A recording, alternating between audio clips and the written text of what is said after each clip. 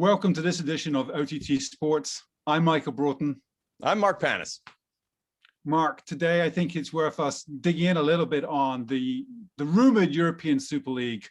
It's clear from everything we've seen leaked in the press and the conversations been going on, the 6 billion debts from JP Morgan that's been discussed and so on, that this is much further along than any other European Super League has been before in terms of the conversations, the structures.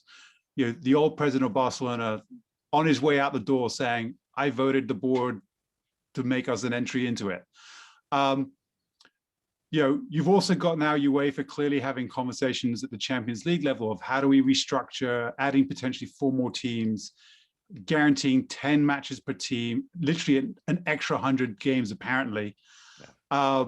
I was wondering, you've run a European, top sports team. You're living over there in the US these days. What does it take from the States on the status of a European Super League and where we go from here? I think it depends on whose perspective you're looking at it from. If you're one of the, say the top 4 or 5 teams in each of the big 5 leagues in Europe, it sounds very appealing. But then let's take a step back and say, okay, if you're Real Madrid and Atletico doesn't make it in, are you never playing Atletico again? How about Bayern Munich? You just won 2 or 3 trophies a year now on the trot for multiple years. What if you're just one of 16 teams and there's only one thing to play for?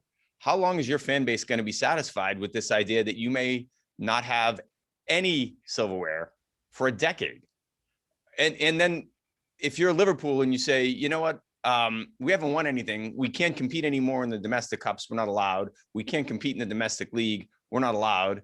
And there's Leeds United winning its third EPL in 5 years. There's Newcastle repeating for EPL titles, and we've got nothing. We haven't won anything in a decade. It seems to me that while the revenue side of it is certainly enticing, the practical effect on fan bases, I think, hasn't really been thought through that well. And it'd be interesting actually to see what those clubs, as you say, the Newcastles, the Leeds, the Sociedads, the Athletic Bilbaos, who actually come out with pretty good teams every year, but are never in the top 5 or 6. Mm-hmm. Would they, at the end of the day, a couple of years into it, would they actually say, you know what? Yeah, go. Give me a chance to win a title. I want to win a title, right? I want to win the Premier League. I want to win the Liga. Sure. Actually, our fans, they got over it after a while, and they keep coming week in, week out, whereas your fans are having to fly to Germany or Spain or Italy each week. Yeah. Is that sustainable? Does that work? So I think it's an interesting one where it is a game of cat and mouse right now, right?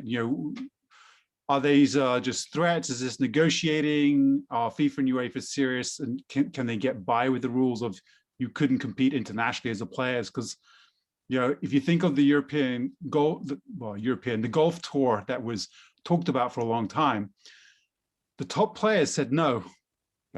Right? They wanted to play the Masters. They want to play the majors. So they said no to this big world tour. Does it all hinge on the players? To a large degree, it always hinges on the players in any sport. I think the difference really is, do the players realize, do the athletes in any sport realize that they really have much more control than they exercise a lot of times? I'm a big advocate for player empowerment. Look at the US where college athletics, no one gets paid except the adults who just hoard all the cash for themselves. If those players stopped at any given day and said, we're not doing it until this gets reordered, it would be reordered literally that day. And I think the same thing at some level at the professional level for the biggest leagues. But I also think that fans can adapt and reimagine things pretty quickly. Imagine if the top 4 or 5 teams in the EPL decamp and they go off to a Super League. Okay, we're going to go watch that. What could we do now to enhance our league? Celtic, Rangers, why don't you guys come on in? What does that league look like? All of a sudden, you have a lot more parity at, say, the top 8 or 10 teams fighting it out for a title every year. And I think they'd survive just fine. I think they'd recalibrate. And I do think You know, you may just see another ecosystem, a super league ecosystem, emerge alongside these domestic leagues. The issue about where players can play in the international competitions and so forth, that's a whole nother topic. We probably have to dig in next time we go over the top, Michael. I'm sure it's one we will dig into here and also on Clubhouse, and you can get more content from us at OTT Sports, at our Clubhouse channel, on a weekly conversation, in our market media, and of course our YouTube channel.